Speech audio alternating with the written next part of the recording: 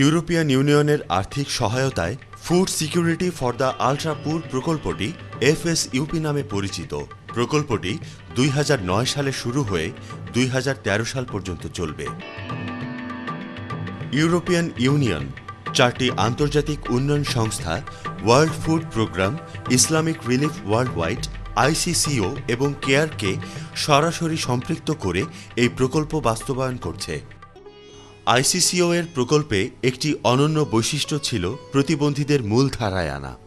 লক্ষ্য ছিল ১১,০০০ প্রতিবন্ধী সুবিধাভোগীদের অথবা সুবিধাভোগী পরিবারের প্রতিবন্ধী সদস্যদের কার্যক্ষম করা, যাতে তারা স্বাভাবিক মানুষের মতো পরিবারের আয়ে অবদান রাখতে পারে। প্রতিবন্ধীদের সহায়তায় নির্ধারিত সুবিধাগুলোর মধ্যে অ্যাসিস্টিভ ডিভাইসেস, দৃষ্টিশক্তি উন্নয়নমূলক সেবা, ছোটখাটো অস্ত্রোপচার এবং কুষ্ঠ চিকিৎসা সেবা অন্তর্ভুক্ত। আয় বৃদ্ধিমূলক কার্যক্রমের সহায়তা ছাড়াও ইসলামিক রিলিফ ওয়ার্ল্ডওয়াইড এবং ওয়ার্ল্ড ফুড প্রোগ্রাম মাসিক ভাতা হিসেবে ১৮ মাস ও ২৪ মাস যাবৎ দেয়া হয়েছিল, যাতে করে মৌলিক জীবনধারণের চাহিদাগুলো পূরণ করতে পারে।